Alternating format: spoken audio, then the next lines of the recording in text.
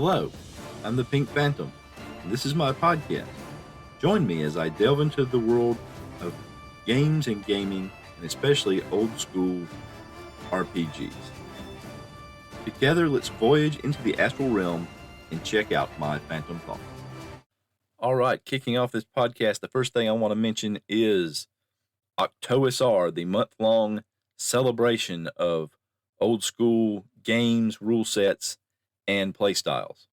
It's underway as of, a few days ago, by the time this podcast comes out. My first episode actually talking about OctOSR is already out there. I released it on October 1st. This is that would be October 1st, 2023, if you're listening sometime in the distant future. And I am covering a book called Muster, A Primer for War, Advice for Playing D&D in a Wargaming Way. And I'm just going to go through and I'm going to read portions of it because it's released for free out there on the web, and just talk about what I see and some commentary, and maybe wrap in especially some experiences that I've had that correlate with what I'm reading in my own campaign. So I did want to mention that there should be a lot of OctOSR, and some people are calling it OSR October. That's how it originally got its start last year. People started talking about an OSR October to follow along in the August's RPG a Day process that celebrates RPGs in general. And some folks, I think, even called it OSR October. So just like the OSR itself that can't even agree on what OSR stands for, people can't agree on what to call the month. But I think that's very appropriate. So there should be other podcasters. I know there will be other podcasters out there. There will probably be blog entries. I know some people did RPG a Day this year via blog entry. It won't be daily. It's not mandated that it's daily. There's not as much structure to it. It's just addressing the OSR style play in a positive way, because the idea was that the OSR sometimes gets a bad rap for one reason or another. And just to talk about the good things about it, the good things about old school play. And the two aren't always synonymous. Some people talk about old school play and they don't consider themselves OSR, and that's great. It's just about an older way of play, looking back at older styles of play and older rule sets, and seeing the good in them and seeing the good things about them for the role-playing hobby in general. The other thing I want to talk about up front is you're going to hear some call-ins from Jason Connerly of the Nerds RPG Variety Cast, and a couple from Jason Hobbs of Random Screed, and also a former podcast, Hobbs and Friends, that you can still find out there. That's also great. And there'll be links to all of that in the show notes of this episode. And the reason there are a couple from Jason Hobbs is because he had done one from a previous episode, and I had missed it. And so, first of all, I apologize for that, Jason Hobbs. That's oversight on my part. But I do want to take a minute to talk about my process of doing this podcast. Usually I put these things together and do a lot of my recording on the weekends. I work during the week. I've got a 40-hour work week. I work 10 hours a day. And then on the one day I have off, that's sort of a weekday, I try to do a lot of running around and getting stuff done. And if I'm scheduling some kind of appointments, I try to schedule them for that day. So I don't get a lot done during the week. I do sometimes, but I don't always. And which makes it weird that I'm putting out podcasts on Thursday if I'm done with most of my recording by Sunday, but that's a whole nother, my brain. But I do sometimes kind of drop off social media, or maybe certain social medias. Things change, and of course, picking up and doing this solo AD&D role-playing that I'm doing, that's hobby time. That's hobby time that I'm not doing something else, reading something else, watching something else, or working on my podcast. And I'm off and on different types of social media, and I have different ways to be contacted, and I try to check them all, and sometimes I just miss them. In this case, Hobbs' messages to me were on Discord, and I just, during that week, after about a day or so after the weekend, I just dropped off Discord. I dropped off Discord and Twitter, and any social media use I was doing was elsewhere.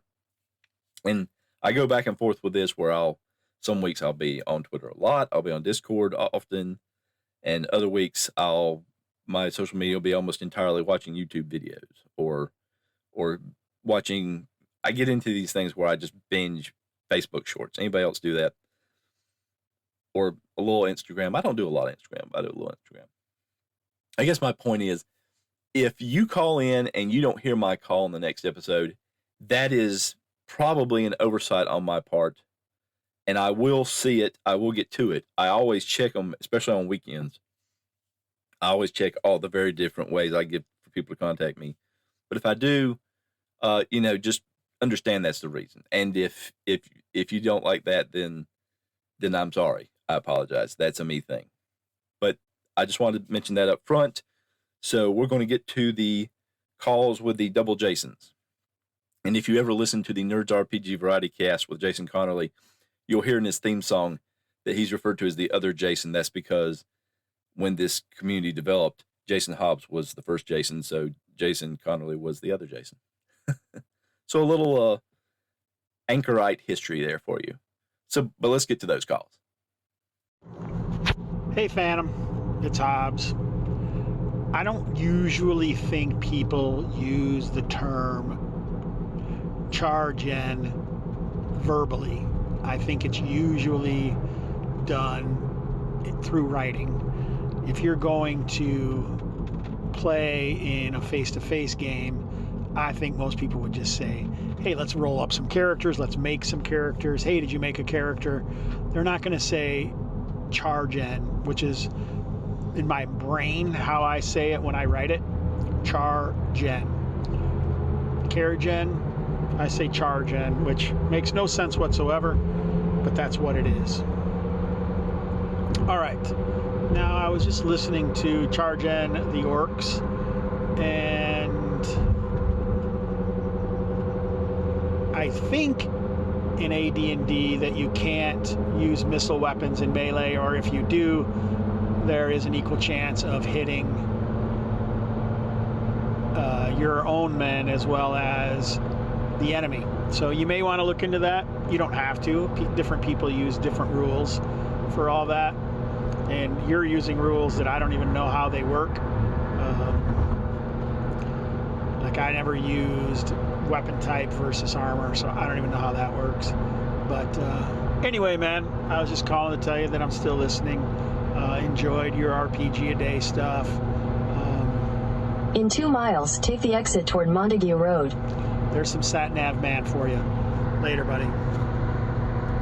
Always loving the sat-nav man. Yeah, you're right.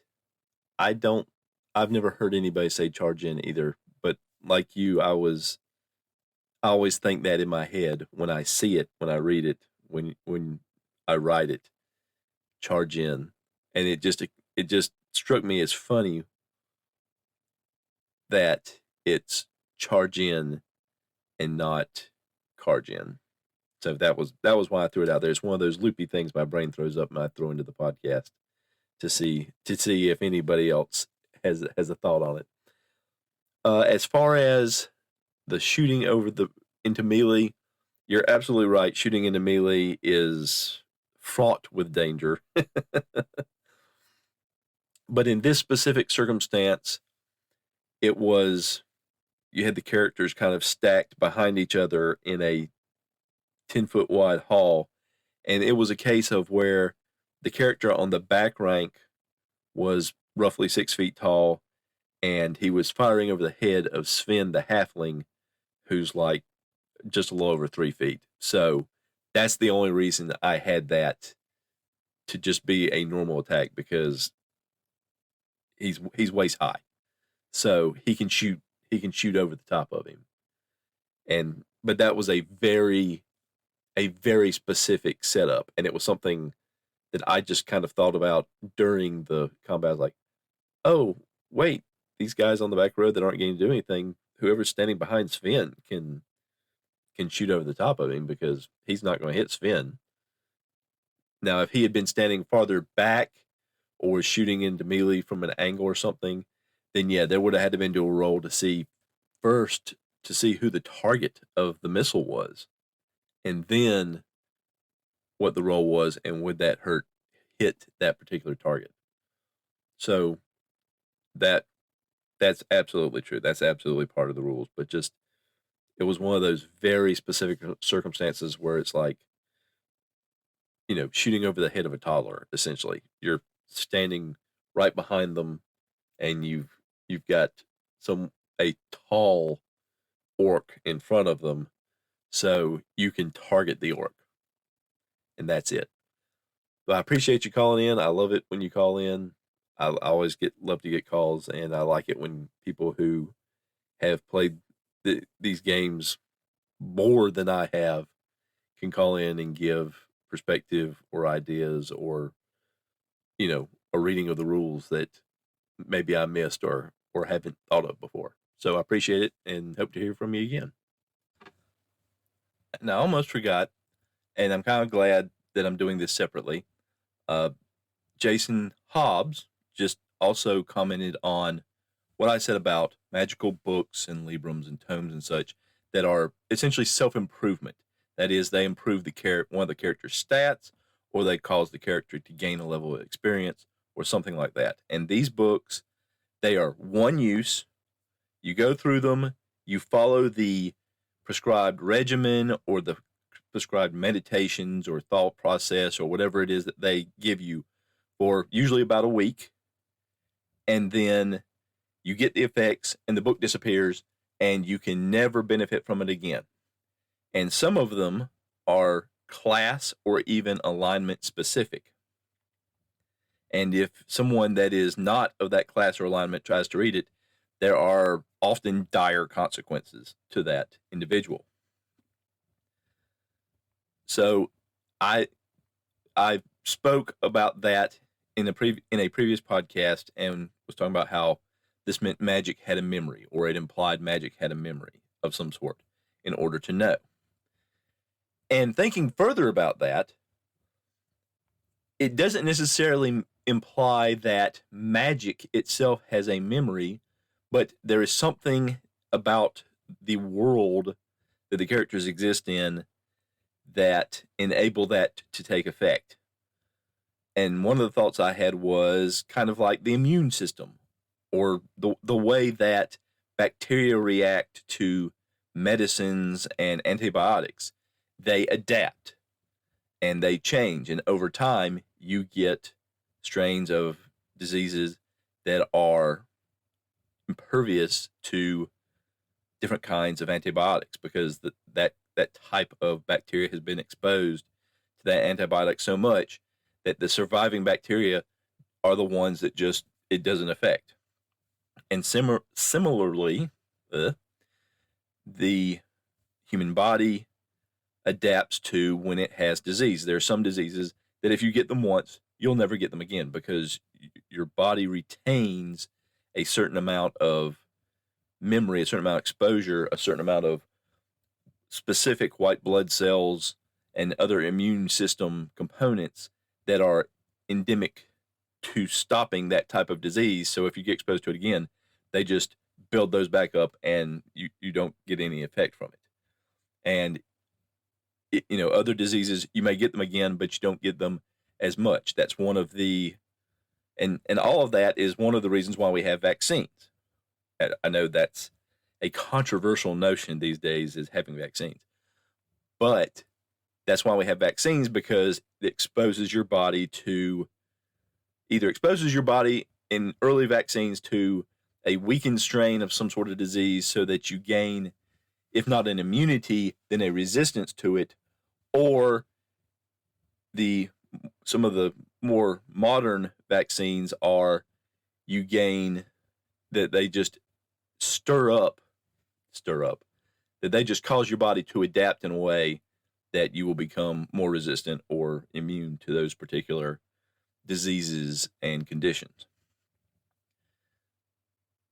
So what am I saying about this? What if the way the magic from those tomes affect your body means that your body has developed a resistance to that type of magic? That is, you're following this regimen, and what the regimen lays out, whatever it is, whether it's through it's something physical that you do, some kind of exercise, like a book on physical fitness that you go and get, and it tells you how to build muscle, or it tells you how to build stamina to do if you're going to be a runner, say. And it instructs you how to do that, and you do it. What if in the case in fantasy realms, what that's actually doing is that is the somatic component that generates the spell effect. And because this is going to be a permanent spell effect, it's something you have to do over the course of a week with great concentration to draw enough of the magic in that it affects your body permanently. That would make sense because there's probably only so much magic you can influence yourself with before more of that type of magic is not going to affect you anymore. Well, that's the theory. I mean, within a certain world, that may stand to be true. Another option is that these types of books, especially from the alignment perspective, the ones that are alignment specific, are plane specific. They are God specific from the pantheon. The gods have a hand in helping make them. They bless them in a certain way. And so it's only going to affect certain individuals. The DMG talks about how, I also talked about how the DMG says that spells are drawing from energy from different planes, even if the magic user in question doesn't know which plane it's coming from. So that could explain a lot of the specificity in terms of it's only affecting your charisma, it's only affecting your strength, it's only affecting the experience points of a fighter or a thief or a cleric. That could be another reason why it ties in that way.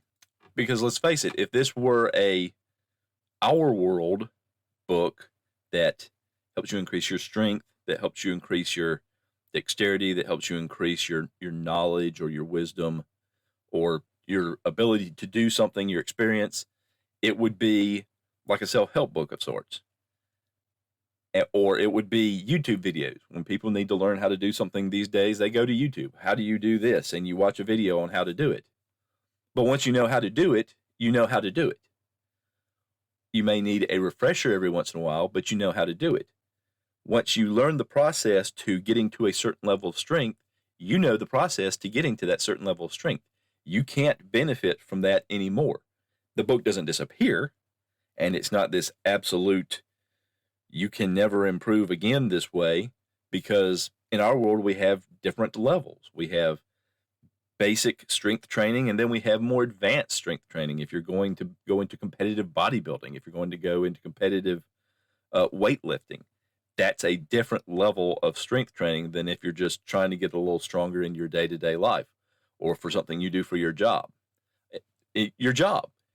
You learn skills at your job. You go to a job new and you don't know anything about it, and you learn the basic skills. And then as you get better, you learn advanced skills, and maybe you get promoted and you learn a different level of the business. You learn a different level of the job, and you learn those skills. But again, those tend to be one-time things, just like these books. So it does mirror the way we do things, but that would imply that when you were born in a fantasy world, you are born a certain way, and that is all you will be until you find some magic to improve, to raise your ceiling, so to speak. And that does mirror real world again. You're born with a certain level of athleticism. Some people are born and they can be very athletic and become outstanding football players or baseball players or basketball players, or maybe some of all of them. And other people are born and they couldn't put the ball in a hoop or put a bat on a ball or throw a ball from pitching mound to home plate if their life depended on it. Not accurately anyway. So there's this, and of course, for professional athletes, some of it is skill development, following a regimen that improves certain skills, but some of it is just having that basic ability. And so the existence of these books and the way they work would seem to imply that you were born with that basic level of ability, but unlike our world where you can get stronger, if you want to, if you dedicate the time. Maybe the way your body works, you have to devote more time and more consistency to it than someone else does. But you can get stronger. And it's knowledge that you could read and then pass on to someone else, pass on that book, whether it's passing on that book or passing it on verbally or making a YouTube video yourself. But in the fantasy world, it would seem to imply that this is as strong as you're going to be unless you have magical effect. So it does say something about the world, and it does have some interesting implications in how that could be applied, and what effects would that have on other types of magic or other types of skill development or other types of how people teach and how people learn. And are people just born to be kings, which is something that we thought of in our world. This is a royal bloodline. These people are different.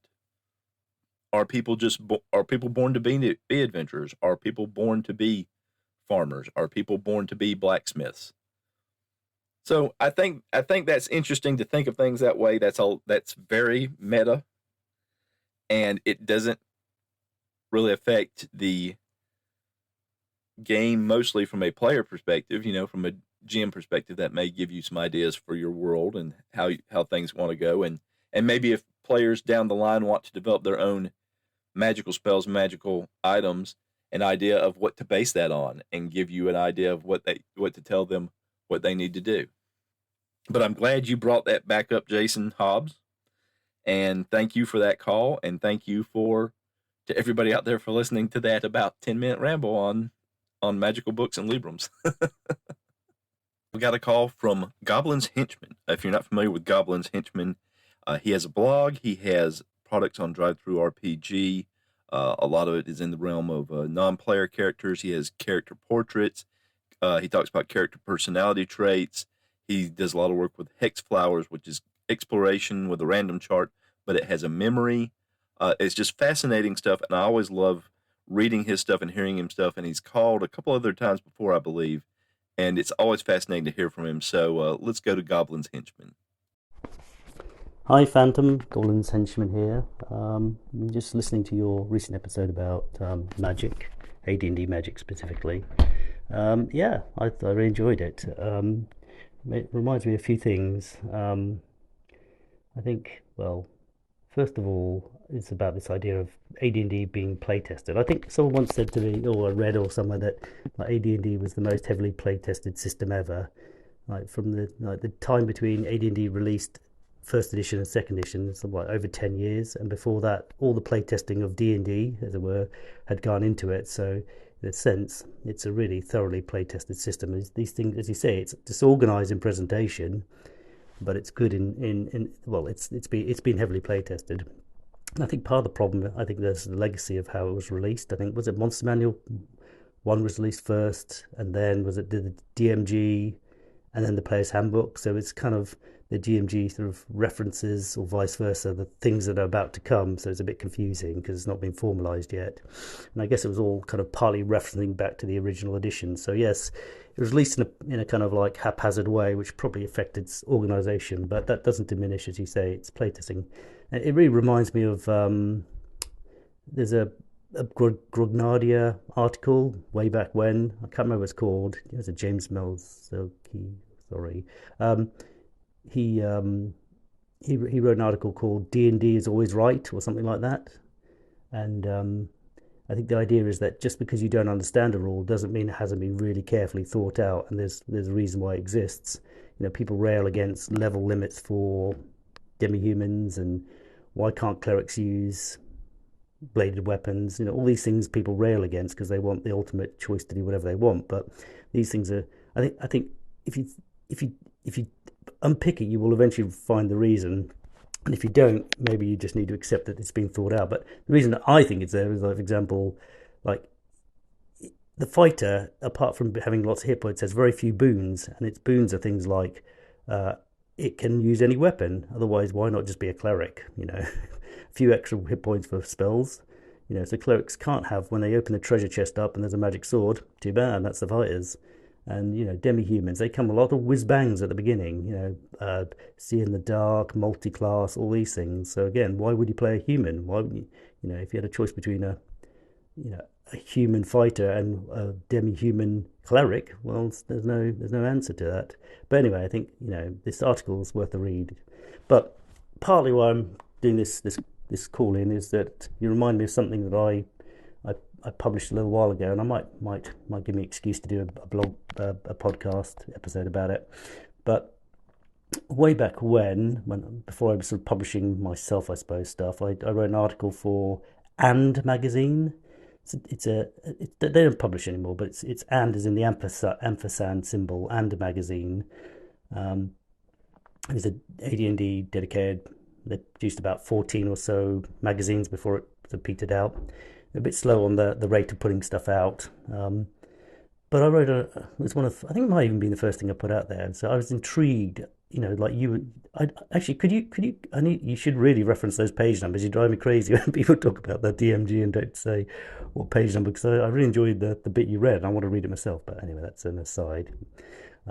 It's not really, it's on you. I can do my own research, but anyway, but this spell component stuff really intrigued me, like how they affect the spell. So I wrote an article called, I think it was Liam Sims' Disc of Altered Alteration or something. I don't know, Altered Alteration.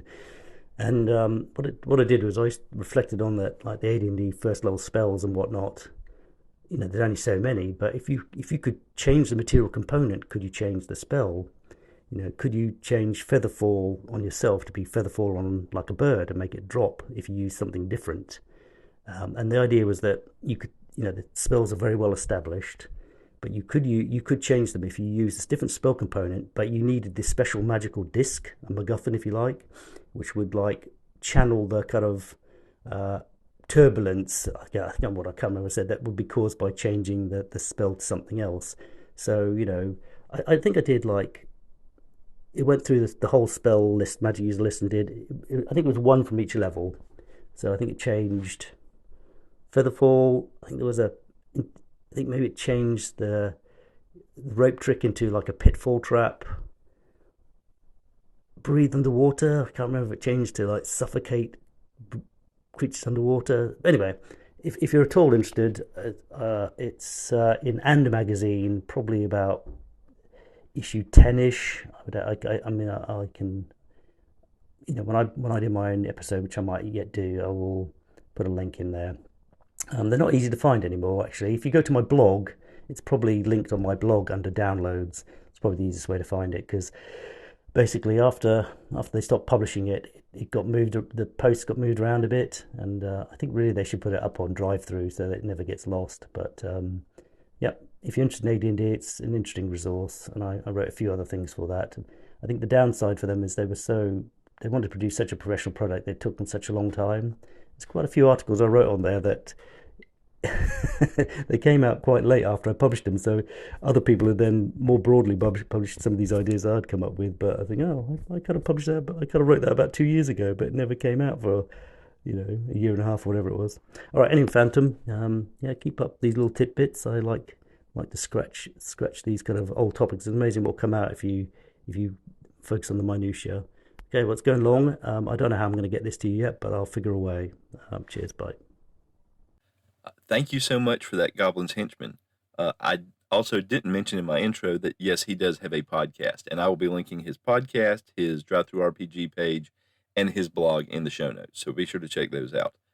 First things first, yes, you're absolutely right. I didn't mention the page number. The page number where Gary talks about sort of the theory of spells and how spell casting works is on page 40 of the AD&D DMG. So page 40. It's not really a huge section. It's a few paragraphs. I don't even think it adds up to half a page of text, but it's just beautiful, deep stuff, something to get you thinking. And I agree, that's a great idea. Having your spell components change the spell, how the spell works, that's a great idea. That's a good way to look for spells that are very flexible. And when it's a fire and forget system like AD&D is, where the energy of casting the spell takes the ability to cast that spell out of your mind, That's a great thing to have. It fits in well with, we know that there are spells that can be reversed. Cure Light Wounds, Cause Light Wounds is the first one that springs to mind, but there are a lot of spells that there's a reversal process so that you can do 2 different effects by knowing that same spell. And it fits in very well with the part of the spell casting that says that the reason you have material components is that their destruction feeds back into the plane that you drew energy from, balancing the energy you're drawing out. And it says it does that through the principle of similarity. So that's why the spell components are so specific, why you need a web as a spell component to cast web. So that definitely says in AD&D, the spell components affect what the spell is and what the spell effect is. So that's a great way to have to kind of have your own custom spells, to be able to customize the spells you already know. That would be a great way in AD&D where, based on the intelligence, spellcasters are limited. Magic users are limited to how many spells they can know of a given level, that if they're maxed out on spells they can know, they can find ways in changing the casting a little to adjust the spells they have, to adjust the effects. And it's almost like having 2 spells in one slot, in one memory slot of the spells that you know. So that is some exciting stuff. And you always call in with interesting things. You always have interesting things on your blog and your podcast. And of course, the work you've done with the Hex Flower concept and those products on your Drive Through RPG page. I love those. So thank you so much for calling in. I hope to hear from you again. And I hope you do put out an episode about that, because I would be fascinated to hear more of your thoughts on it. Thank you so much. Jason Connerly has also called in on my first OctOSR episode. So let's hear from him. Go, Jason. Hey, Jason here. Just listened to episode 58. Great discussion of Magic and AD&D. I don't think I have a whole lot to add to that. I think a discussion on backstab might be pertinent now that we had the back-to-back backstabs in the combat with the Shambling Mound. I think talking about backstab, what it takes to get in position to backstab, does the character have to move silently? Do they have to hide in shadows? Do they have to do both? Do they have to do neither? Those kind of things might be an interesting topic. I could be wrong, but in your combat example, the Shambling Mound rolled 20 twice for the saving throw and then for their attack. And I could be wrong. I've got multiple game systems bouncing in my head, but I'm pretty sure you're always trying to roll high in AD&D for saving throws. So I think that would have been a successful saving throw, meaning he would have just moved at half, or they would have just moved at half speed. So that Shambling Mound should have been able to turn around and possibly would have kept their 2 attacks. I don't know, depending how you rule that, or I'd have to look to see if that would cut down their attacks or just cut down their movement speed. But interesting combat, definitely, and I look forward to what you do next. Take care, and I will talk to you soon. Hey, Phantom. Hobbs here. Hey, I was just listening to your most recent episode, Magic and AD&D. And in your Dragon Slayers, for me, the way I used to run AD&D, there's a few things that during the Shambling Mound fight you didn't do the same way I would do them. I don't know if I'm right or wrong, but for the decades that I ran it, which was decades ago, when the Shambling Mound made its saving throws you have to roll over the target number. So first of all, the Shambling Mound would have succeeded on that saving throw versus the Entangle spell. Second, Thief's Backstab only is supposed to work from surprise. And I mean, different GMs rule that differently, but it's usually much more difficult to get a backstab off as a thief in old school games than it is in 5e, where you could hide behind your friend's shadow and get it. But back in the day, no, it had to be very calculated in order to do it. So it's a lot of different damages there that wouldn't have had an effect, and a lot of different rulings that you made that are different than a lot of people would have done them. So that's why the fight didn't seem as difficult as it should have been. Further, like the 2 attacks, I think both of the attacks in 1 round would have to hit in order to smother someone. That's my interpretation of that rule. But hey, man, it's your game. You can play it however you want, and it sounds to me like you're having a blast. Anyway, be good, brother. Oh, hey, last thing. For those magical books and tomes and stuff, like I always knew those rules where they could only do it 1 time and the alignments and all that, but I always hated that stuff because it didn't seem to make any sense.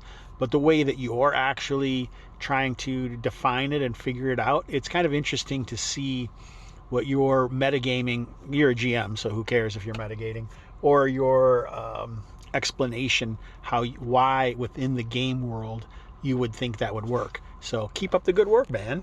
Talk to you soon.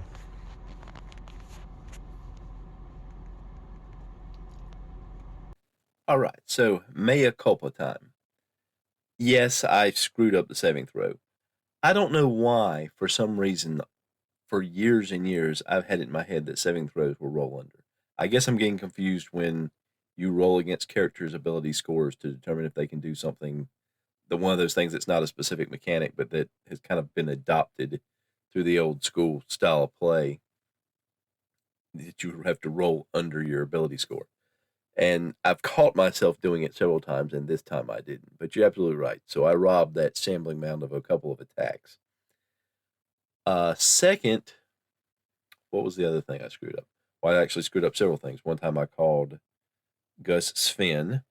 The last attack, when I re-listened to it, I said Sven had a longsword. Sven has a trident. But interestingly enough, I did not get the backstab wrong. I thought the same way you did, and I think it was because my brain was working off the AD&D 2nd edition rules, which say that, and going back and looking, it looks like the BX and BECME rules say the same thing, that it has to be by surprise. I think they say unawares. I think that's the term they used, was the victim has to be unawares. But the AD&D 1st edition, under Thieves, the only thing required for backstabbing is that you have to be behind. Now, if you have surprise, you get a +4 to the attack. But for the double damage, you just have to be behind them. So a little more generous in 1st edition. So that's why that went that way.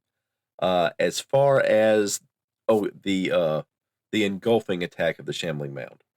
So it says in the description, if it hits with both blows, the victim gets essentially engulfed in the shambling mound and will suffocate. And the reason why I said that could happen was that since I had ruled that the entangle spell was essentially acting like a slow spell on it, so it was only going to get 1 attack per turn, I didn't want to take its special attack from it just because of that, because of something that's not explicitly written in the entangle spell, but something I just kind of inferred, since it affects plants and it is a plant, that it's kind of having to power through and get. And again, that goes back to I messed up the saving throw, and it should have been able to throw both attacks at the same time. But I just didn't want to rob it of one of the things that makes a shambling mound a shambling mound.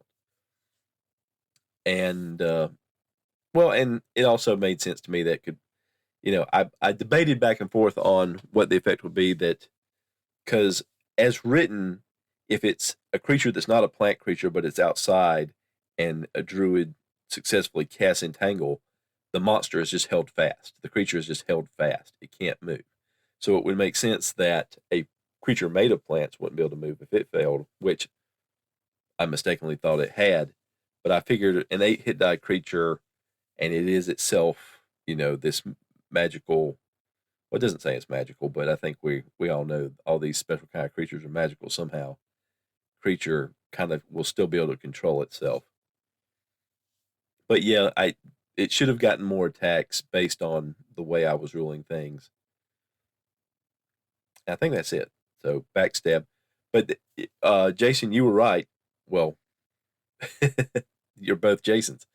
The first Jason from Nerd RPG Variety Cast, you were right. That was interesting to look at the various backstab types through the different editions. That most of them mention that the victim has to be unawares. Second edition specifically says it's only for the first attack a thief makes, and I believe one of the basic editions mentioned that if it's not a combat situation, a move silently roll will probably have to be made to sneak around to get behind it. So the different editions do have sort of different standards. Well, actually, I guess AD&D First Edition is the only one that doesn't require the victim to be unawares. The others require not the act of surprise, that is, you were surprised on the surprise die, but the victim to be unaware that the thief is trying to sneak around behind them and stab them. So that was interesting to see. But other than that, the basic mechanics are basically the same. Double damage, and if you do have that surprise factor, you get that +4 to attack. So those things remain consistent. It's just the target being unaware of the thief's approach was added in the different forms of basic D&D, and in second edition AD&D, but not in first edition. So that was the only real difference.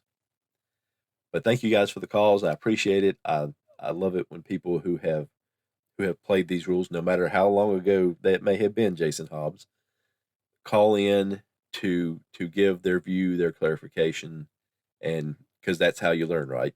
Different people who have had more experience can give you feedback, and reading the rules and just kind of that meeting of the minds helps us develop better understanding of the games that we play. So thank y'all again for the calls. Hey, Jason here. Really enjoyed the first episode in your OSR October. I don't know what it is. Anyway, I really enjoyed the episode you released on the 1st of October. And I think calling your game by the campaign and building from there is interesting and is appropriate. Whether we look at OSR as trying to recreate the play of early days or recreate the idealized play of early days, which is kind of really what a lot of OSR games do, either way, basing it around the campaign is appropriate. When we look at the early games, like you mentioned, or like Arduin, or a lot of these other games, each person's thing was built around their own world, because obviously they had to make their own worlds back then. And then when we looked at newer, more current, more recent OSR kind of things, we see the same kind of thing, whether it's OSR or NSR or whatever. We see people building their own worlds and running campaigns built in these fantastical worlds. So they are campaign-based, and they're coming up with their homebrew and running in their homebrew. So I think building around the campaign is great advice and really interesting. So I'm interested to see how the series progresses and where it goes, and I'm glad you're doing it. Take care. We'll talk to you soon. Thank you for that call, Jason. I wonder sometimes what it was like back in those days when there was no such term as role-playing game, and these groups were developing not just their own campaigns, but their own rules, their own rule set. They're building it as they went. There was nothing to go on other than the war game rule sets they had before, which covers combat but doesn't cover much of anything else. And they got excited about being able to explore these personas in a fantasy realm, and that just is something that you're being innovative and you're doing something new, and maybe you realize it, maybe you don't. Maybe after a while you start off thinking this is just, a different kind of war game, and then you begin to realize that this is something different. And you can see how they got excited about it, and when they finally were able to talk to each other, which was a lot harder in the days before the internet, they were excited to talk to each other and exchange ideas and build things. What a great time that had to have been. I mean, it's a great time now. We have so much in front of us and so much to look back to, the various ways that role-playing games have developed over the years. And that's one of the reasons why we have an OSR and the OctOSR and things like Free Kriegspiel going through the process of looking back on old ways and combining it with new ways, and trying to think outside the box even of what exists, what could come next, what makes sense, or what's exciting and new. And speaking of continuing with OctOSR and Muster, moving into the section of Muster called the basic outline. First goes over kind of what the game is. The game refers to the game as a creative project and talks about how a new campaign could be the come in from a single game master who's willing to put together things like the literary setting of the game, the specific rules, chassis to be used, the adventure material challenges which will be presented. But it could also be a group effort where an established group, club, or circle of dedicated gamers come together on a scheme to build a new campaign, and a GM ultimately emerges to hold responsibility for most of the major creative undertaking, but there will be others who will also contribute and include. They then go on to talk about being mindful of the journey, about being respectful to the people in the game, whether you're part of a group or you're joining a new game. Says that a well-managed campaign is open to visitors and new participants. Regular attendance is valued greatly, but simply seeing fresh faces is always a treat. So do not hesitate to establish your own terms for participation, even if it's only occasionally or just this once. And this is interesting for me from the context that over probably the last several weeks, month or two, I've seen blog posts and social media posts where people are advocating kind of the opposite of that last part, that you should, once you agree to participate in a game, you should prioritize to a certain extent being in that game and showing up for game sessions, because that's how games fall apart. And there's always the kind of the zeitgeist that seemed to have been occurring in that time frame of what I was seeing was there's always a reason not to game, and so you have to prioritize gaming if you want to game, and if you want a game group and a campaign to stay together. And that is true to an extent, but I think it's also true what it says here is you have to establish your own parameters for how you game and when you game and what level of commitment you're going to give to gaming. But you do need to communicate that to the other people involved in a game session or in a campaign, that I can only be here for an hour and a half for a particular game session, or I can only do this every couple of weeks, or I can only be here once a month, or I'll drop in and out as I can. I want to participate. Maybe I can help, not in the particular game sessions, but in things outside of what happens in the game sessions and kind of the between session activities. And I've seen also a movement of folks who participate in the game by being patrons in a campaign. They control higher level characters or higher level personalities within a campaign setting that end up, and they have their own actions that they want to take and goals that they want to reach, and in the process they end up generating campaign hooks for those who are, for lack of a better term, playing on the street level, playing as part of the every week or every other week parties that are participating in specific adventures. The book then goes on to talk about generating a character, and specifically denotes that in the old-fashioned way of the wargaming way, this is generating, not creating, which makes an important creative distinction from mainstream role-playing games. In most RPGs of the day, your character is important and heartfelt, a little creative project the player engages in. Not so in the wargaming way. Your character is cheap and ultimately disposable, only accruing value through actual survival and actual play. And consequently, the character generation should be a fairly simple affair, traditionally consisting of little but rolling up a stat line and selecting the character class. Everything else that might come up in a particular campaign is details, gilding the lily that is the random stat line and the choice of class. And of course, this is a pretty clear dividing line often between what is considered old school or OSR style play and a more modern way of playing RPGs, how important is a given character. And often in these older styles of play, it is encouraged that people have a stable character to work with, which is also mentioned in this book, because characters are going to die early and often in this style of play. And then after character generation, an adventure is introduced. The GM will describe the scenario of the day. Assuming a basic game, the GM will tell you is that the premise of the adventure is that they have prepared for you. It is going to be a dungeon, a mysterious location. There is a reason for a party of adventurers to look for this dungeon, having to do with finding hidden riches or defeating great evil. The first part of the game concerns planning and preparing for the expedition.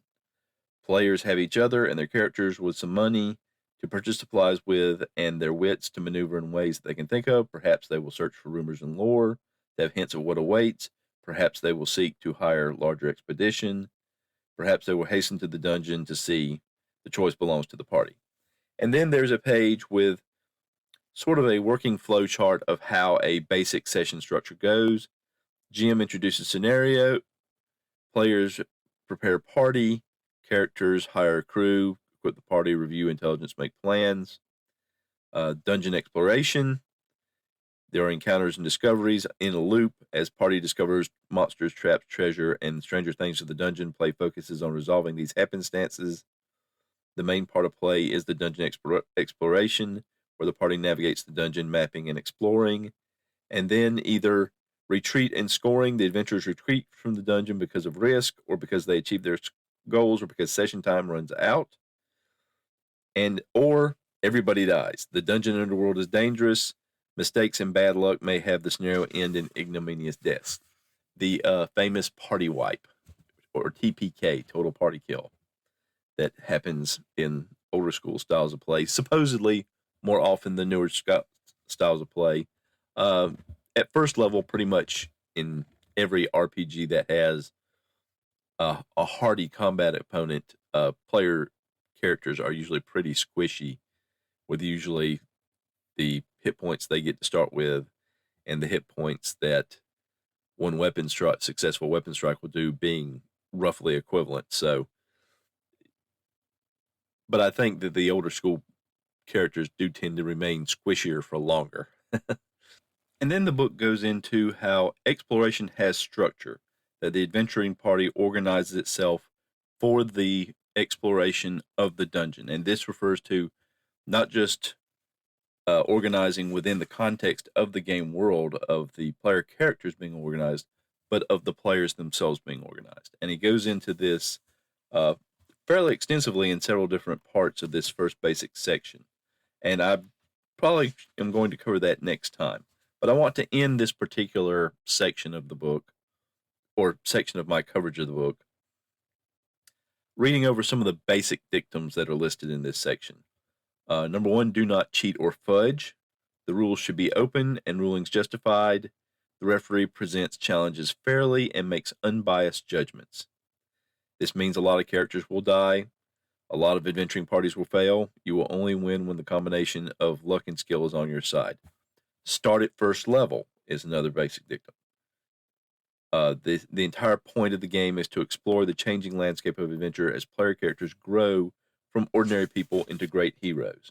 And that can be very familiar to those who enjoy and advocate for the OSR style of play. There is no party as a dictum.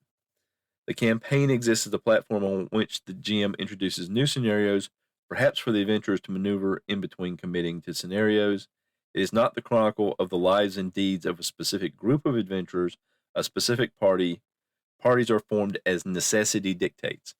Now, this dovetails into a lot of opinions I've heard that the campaign is the star of old school play. I've heard that the party is the star, with the party meaning the extended party, not just one small group of people, but a large gathering of characters. I've also heard that the campaign is the star of old school play, where the world exists and the various player characters play within it, and how that story unfolds. And in this, I'm saying story as in what actually happens, as opposed to some pre-written background or preordained set of events. The setting has real baselines. That is, the campaign has a consistent understanding of how the recurring elements are simulated mechanically. Ordinary soldiers should have 1d6 hit points. Climbing a tree requires a dex check. Ghouls have 2 hit dice. These conventions do not depend on the character levels of current adventurers or GM opinions. A situation should be made to an exciting adventure. They are what they are regardless of human desires. Baselines are important because they form the context for the heroic achievement so prominent as the subject matter of D&D. XP is scrupulously goal-based. This means that experience points, the scoring device of the game, are not earned at the referee's whim or just for showing up or for good role-playing or for participating in an exciting scene. Only real play leading to success in the adventure deserves points. This does not mean that XP can only be awarded for looting treasure from dungeons. The game has the potential for more varied scenario goals, but it does mean that game events are not what gets scored. Intentional achievement of goals is. So if you achieve a goal, you should get rewarded for it. Players seek to gain points is another of the basic dictums. The game has a clear victory condition, survive and gain XP, and that shouldn't be obscured by lofty stylistic ideas like role-playing well. Sportsmanship, decorum is paramount, of course, but knowing what gains points and why is a valuable orientation tool for the play that nothing should come in its way. That means that the scoring rules are public and known. So again, that's something you want to establish at the beginning of a campaign. You want to establish, here's how you gain XP, whether it's a strict XP for gold, whether it's a strict XP for overcoming creatures, killing them or bypassing them or negotiating your way through them, whether it's XP for achieving certain milestones, mapping a certain amount of territory, clearing out a certain number of dungeons, or all of the above. All of these can earn you XP, but it has to be goal-based in order to be fair, is what the book is saying. Play is authentic. The GM prepares goals, situations, opposition forces, and terrain to maneuver, not plot lines or scenes, and certainly not outcomes. Events are resolved by rules that model those events, not bias or preconception about how things are supposed to go. This means that players choose their maneuvers based on the presented situation, not the genre tropes of dungeon fantasy. If your play resembles historical D&D, it's because you come to the same conclusions, not because you're aping the past. So in other words, don't seek to copy what came before. Let your actions speak for themselves, and if you end up copying what came before, fantastic. At least that's my interpretation. Again, these opinions are all my own. They're not they're not in the book. I'm trying just to read factually from the book when I read from the book. Dynamic balance. This is a key antidote to game balance. The referee does not have to worry about whether the adventure is too easy or too hard to be meaningful for play if the group can negotiate and adapt to the challenge. The way to dynamic balancing is to discard the concept of fixed GM-prepared encounters. The challenge emerges from player choice to interact and commit maneuvers, not the GM's plans. The GM sets a monster, but it is the players who choose whether engaging it is worth the risk. And as a corollary, if something is easy, trivial, or non-gameable due to lack of challenge, it is fit for passing over, resolving by summary process. Another dictum. Players lead the game. The GM referee usually prepares the stage by instructing how to prepare the party and introducing the initial scenario, but after that, they lean back. This is the situation. What will you do next? Resolution models reality. The game's resolution processes are value neutral and unbiased, with no PC privilege or GM fiat. The rules and rulings are based on an earnest attempt at fair modeling of real phenomena. Gameability as a concern comes on a different layer of the game. The modeling should look boldly at what is true rather than what is convenient. Rulings are sincere. The underlying procedure of resolution is a spot ruling made by the referee. As play develops, they choose the individual rules and mechanical conceits that are used to resolve events in the simulation. They serve honestly, openly, and ultimately at the pleasure of the group as a whole. And then the last dictum, rules are cruft. That is, the written game text that you have can only ever be documentation of the process of play from some past campaign. It cannot possibly be an authoritative basis for your own play because elevating it to an authority removes the play group's authentic wargaming duty to actually model the scenarios. To model is to take an intellectual responsibility, and you cannot do that if you elevate rules as written above your own honest opinion. This does not mean that reading rules text is not useful.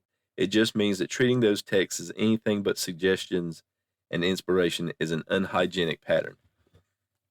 Now, this is very different from what you will see sometimes in some OSR discussions where rules of written often is raised to a lofty goal, that you play rules as written and it's the purity of the game and those who came before knew better than we do.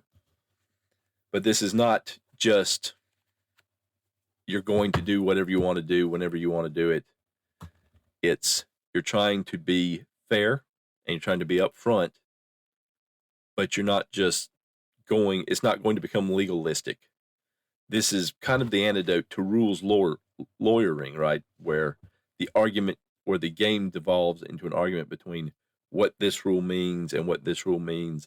And if there are rules texts, and there are out there where different rules contradict each other, what takes precedent? So I find that an interesting viewpoint in that I've seen more rules as written elevated as part of OSR discussions than just not.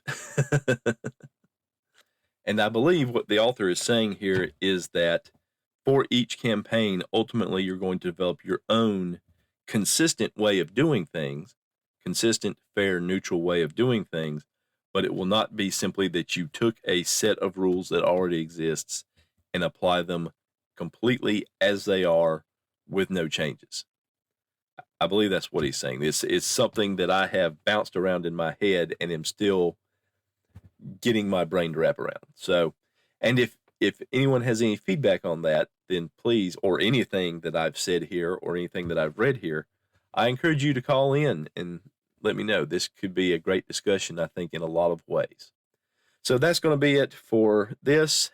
So we'll finish this podcast as I always do with my regular podcast with a little bit from the world of the Tales of the Dragon Slayers. And now, more from my solo AD&D RPG campaign, Tales of the Dragon Slayers. A quick correction from the end of the last episode. I misread my own handwriting. It's not 2 giant beetles, it's 5 giant beetles. And these are boring beetles. They are armor class of 3, and they have 5 hit dice. They attack once for 5 to 20 points of damage, and they are considered large creatures. So let's start by rolling these guys up some hit points here. So we grab our trusty D8. That's a 4. That's a 2.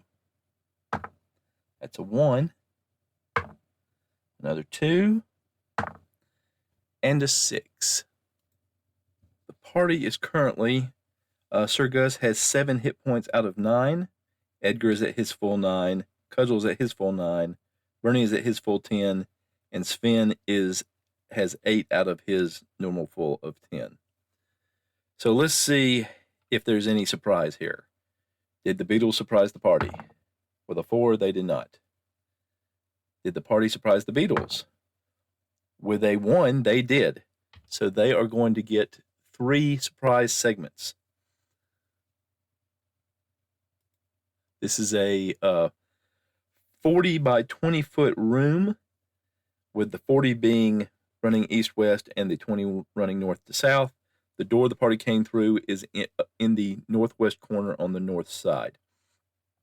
Gus tells his group, we'll move forward, attack, and then move back and try to form a line so they can't get around us and form a pocket with the door behind us. Gus then attacks the nearest beetle. He's going to need to roll a 17 to hit. Let's see. Since they're surprised, is the back of this beetle turned to him? On a 1, 2, or 3, it is. On a 4, 5, or 6, it is not. A 4, no, the beetle is facing them. So he will not get a bonus from hitting from behind, but he will get his normal +4 attack bonus. And he rolls an 8 and misses. Bernie steps in next, and he tries to attack. He rolls a 15 with his +4.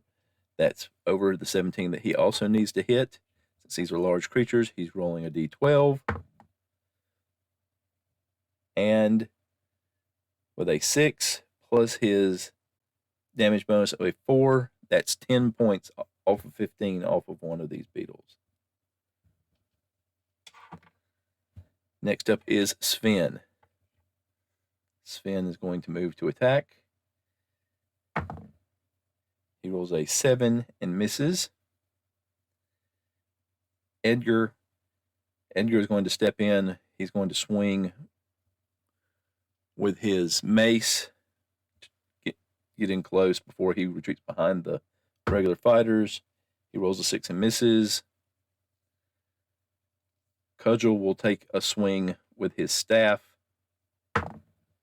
He rolls a 12 and misses. He needed an 18 to hit. All the others need 17 to hit. So, second surprise segment. Sir Gus. With an 11 with his bonuses, that's still just a 15. He misses again. Bernie rolls an 18. That's a hit. And with his bonus, he was going to kill that creature. Sven moves up to the next one. He rolls a 16 with his +6. That is a hit. He is going with his trident. That's 3 to 12 points of damage. And he does 10 points of damage. Well, 10 points with his trident, +7 from his bonus damage. That kills another beetle. Then Edgar moves in to the next beetle. He rolls a 16. He does not have any attack bonuses, so that's a miss, just barely a miss. It just bounces off the carapace. Cudgel attacks with a staff. He rolls a 7. That's a miss. And then Bernie gets his second swing of this round because of his double specialization. He rolls a 17. That's a hit. And he does 8 points of damage to that. And with their third surprise segment, they will pull back to the wall with Cudgel and Edgar back in the corner and the other three forming essentially a wall in front of them. Edgar pulling out his sling and Cudgel pulling out his magic darts. So now we roll initiative. Party gets a 4. Beetles get a 1. So we're going to say the party holds their actions till the beetles come at them, but they will still get the first attack. So Gus swings, and with a 16 on the die, that gives him a 20. He gets a hit. We're going to say, let's see, which one of these is it? Is it the damaged one or the undamaged one? On 1 or 2, it's the one that's already hurt. On a 4, it is not. So he rolls a 10 plus his 7. That kills this beetle outright. Sven attacks the next beetle. That's an 11. That's a miss. Bernie. That's an 8. That's a miss. Edgar goes with his sling. He's at -4 on this attack. So he really can't hit him, but we'll roll anyway. Yep, a 10. That's a miss. And then Cudgel throws a dart. He's got to roll an 18, and he does. Let's see, against a large creature that only does 1 to 2 points of damage, +5 total for Cudgel. And he gets 2 points of damage from the dart, so that's a total of 7. So that kills another beetle. Well, no, that one's undamaged, so it's 8. So that leaves 2 beetles they will get to attack on a 1, 2, or 3. The first one will attack Gus on a, and that's a 1, so it doesn't matter. Sven's in the middle, so they can go after either the end or the middle. So rolling at Sir Gus, they need a 20 to hit him. And with a 6, they miss. Second beetle on a 1, 2, or 3 attacks Sven. On a 4, 5, or 6, Bernie. It's a 6, it's Bernie. They need a 19 to hit Bernie and get a 20. So that is 5 to 20 points of damage. 2. 1. That's a total of 3. 3 more. That's a total of 6. 1 more. That's a total of 7. And 2 more. That's a total of 9. Bernie has 10 hit points. Bernie is down to 1 hit point. All right. So, initiative. The Beatles roll 4. Party rolls a 5. Sir Gus rolls a 12. He misses. Bernie rolls a 12. He misses. Sven rolls a 10. He misses. They're all missing just by 1.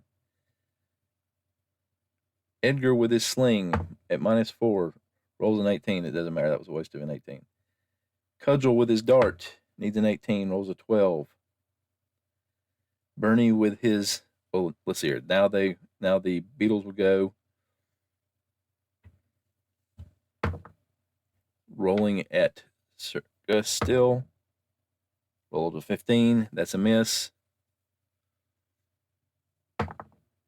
Rolling at Sven this time. 14. Needed a 13 to hit Sven. So that's a hit. So here we go again. 1. 1. That's 2. 2. That's 4. 3. That's 7. 1. That's 8. But that's all Sven had. So Sven goes down. Bernie gets his second swing of this round.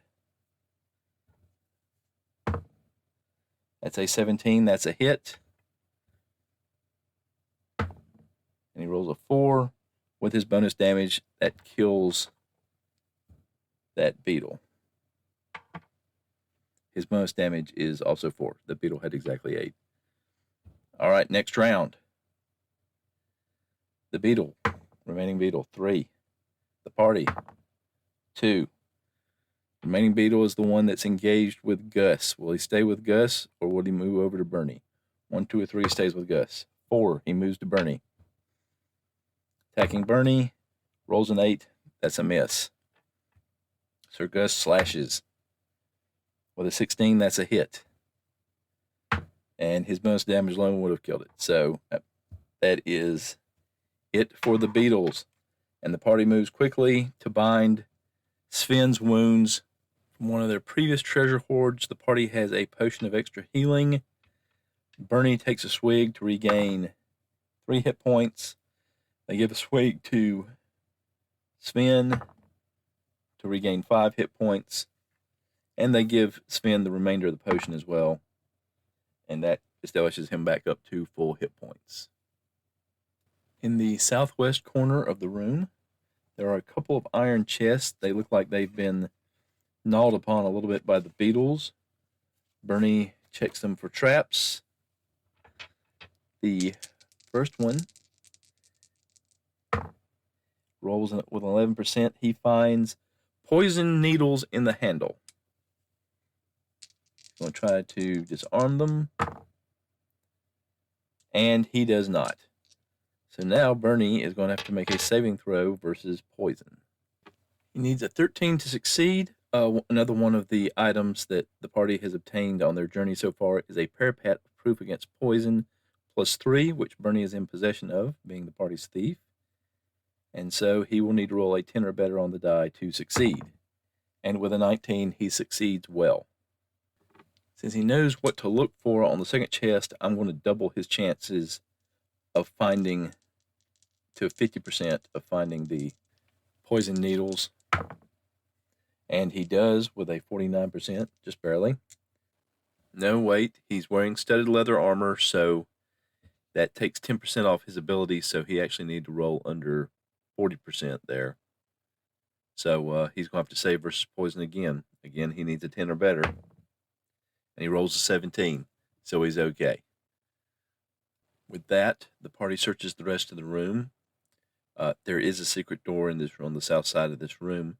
We'll check to see if Bernie detects it. He needs a 1 or a 2. And he rolls a 1, so he finds it. But after some discussion, they realize that since they've been banged up a good bit, they probably need to withdraw and regroup before finishing off exploring this level and clearing it out. The party discusses what to do next. Bernie insists he's okay to go on.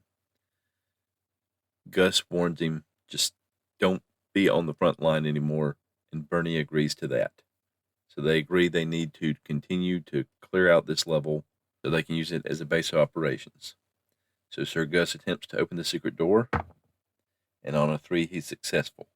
They proceed down a little more than 20 feet of corridor and enter a chamber shaped like a parallelogram, roughly 45 feet east-west by about 60 feet north-south. And among the rubble and the contents of the room, they find themselves rushed by giant centipedes, a dozen giant centipedes.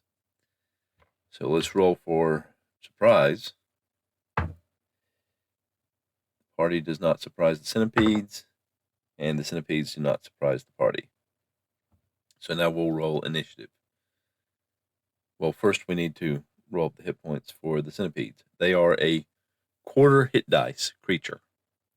So whatever we roll, we'll divide by 4. We rolled a 4, divide by 4, that's 1. So each of these centipedes, each of these dozen giant centipedes has 1 hit point. The giant centipedes, they don't do damage when they bite. They do have a weak poison. All saves are at +4. So here comes initiative. The party, a 4.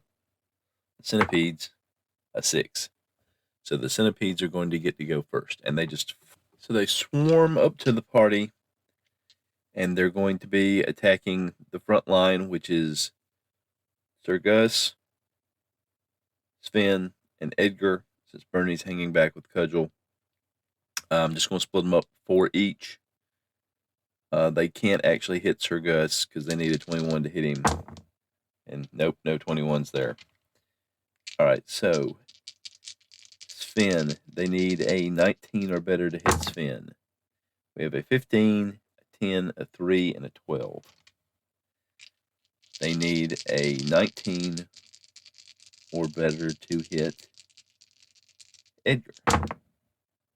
We have a 14, a 13, a 4, and a 6. So they all just are biting at the armor, and Edgar is fending them off with his bracers. So now the party's turn. Sir Gus takes a swing. They need an 11 to hit. 14, that's 1. Since these are 1 hit points, every hit will be a death. Edgar needs an 11. He has a 2. Sven rolls a 1. Not rolling well here, fellas. These little 1 foot long centipedes are kind of squirrely, trying to get a swing in at them. I realize that I have been shortchanging Cudgel. He can actually throw 3 darts per round. He does need a 12 to hit, so let's go ahead and roll all 3 at once. He rolls a 20 and a 15 and a 4. So that's 2 more. Bernie will be shooting with his longbow since he's shooting from the back. He rolls a 14 And he gets the second attack, gets 2 attacks around, and a 19. So that's 2 more. So 5 of the 12 are gone. So next round, the centipedes, a 3. Party, a 3. Simultaneous. So let's do the centipedes. Sir Gus killed 1 in front of him. We'll say that since Sir Gus is the best protected, Cudgel and Bernie concentrate on the ones in front of the others. So he still has 3 in front of him. They still can't hit him, and so I don't know why I'm rolling dice. I just like to roll dice. That leaves a grand total of 6 more. So we're going to say 3 each on the other 2.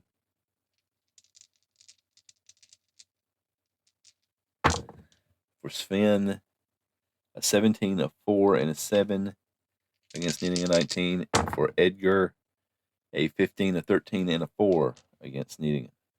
So now the party goes.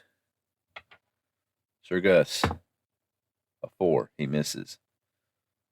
Bernie, Edgar, he'll get a swing. A 10. He doesn't have any bonuses, so he misses.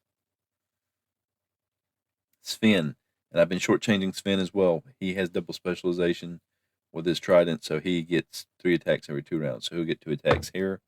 17, that's a hit.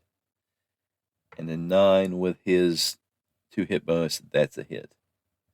So that's 2 more gone. Cudgel, he only has 1 of his magic darts left, and then he'll be rolling at a -5 on the others. So the magic dart, he rolls a 20, so that's going to get 1. And the other 2, he's going to need a 17 or better on either one of these. A 16 and a 3. He misses with those. Bernie shoots his bow. He rolls a 5 and a 16. So he kills 1 more. So there's a grand total of 5 left.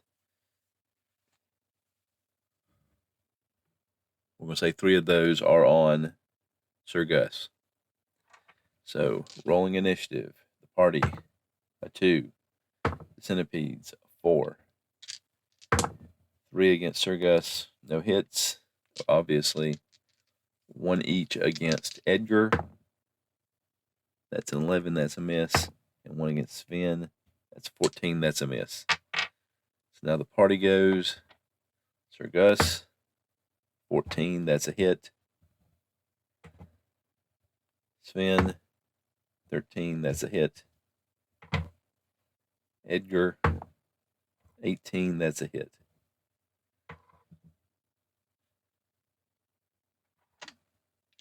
Cudgel needs 17 or better. He gets a 20, a 9, and a 4. So that's 1 more. There's 1 left. Bernie with his bow. 14. That's a hit. That's good enough. And they managed to kill all the giant centipedes without getting bitten.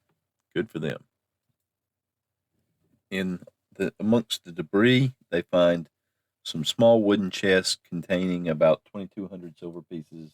Well, not about, it's 2,200 silver pieces. After searching the room, they go out the only exit, which is a corridor to the west. They go about 60 feet, find themselves with a door. Bernie attempts to listen at the door. He doesn't hear anything. They open the door, and immediately there is some screaming. They have run across 3 shriekers. Little mobile mushroom guys. They don't move very fast, and all they do is shriek. And the question is, do they know what these are? Now, Edgar has plant knowledge and animal knowledge, non-proficiencies. I'm sure that's not exactly what they're called, but he has it. And he needs to roll his intelligence score to know if he knows about these creatures. His intelligence score is 18, so he needs to roll an 18 or less on a d20. And he rolls exactly an 18. He knows what they are. He knows they're harmless, except for that their cries can call wandering monsters, and they are prized by shambling mounds, as I said earlier, which is why that shambling mound is on this level. But they know they dealt with the shambling mound, and they've cleaned out the entire level based on what they've explored, what the orcs know. So they think these things, they have a natural alarm type of property to them. After a few rounds, they quiet down again. They think they might be able to find a use of them, so they leave them be. They exit through a secret door to the north that the orcs told them about, into an empty room where they find the bodies of 6 dead orcs where they were attacked by the shambling mound. And then they go out a door to the north to a corridor that leads them to another corridor, and then eventually back to the stairs. And with that, the party has cleaned out the upper level. And with some help, they can clean out some dead orc bodies and begin consolidating their position for further exploration and conquest of this keep. So we're going to end it there. The opening music of this podcast is Strength of the Titans, and the closing music is Late Night Radio, both by Kevin MacLeod of Incompetech.com, licensed under Creative Commons by Attribution 4.0 license. Thank you for listening to Phantom Thoughts. I would love to hear your feedback. You don't have to be part of the show. If you want to contact me and let me know, hey, these are for your eyes only. I just wanted to give you thoughts, ideas, response, and it's really for your eyes or ears only. That's absolutely fine. I'd love to hear from you either way. So just let me know when you contact me. Just, I don't want to be part of the show. There are lots of different ways you can contact me. You can send me an email at phantomthoughtspodcast@gmail.com. And that can be a regular email, or you can attach an audio file to it. You can use the message button on my podcast site on podcasters.spotify.com/pod/show/phantom thoughts. You can contact me via my Google Voice number, 864-209-1441. You can contact me via SpeakPipe at www.speakpipe.com/phantom thoughts. You can contact me on Discord, The Pink Phantom. All this contact information is listed in the show notes of every episode. And thank you for those who call in. Thank you for those who don't call in. I appreciate you listening and hope you'll listen again next time. Until then, I hope you have a great day.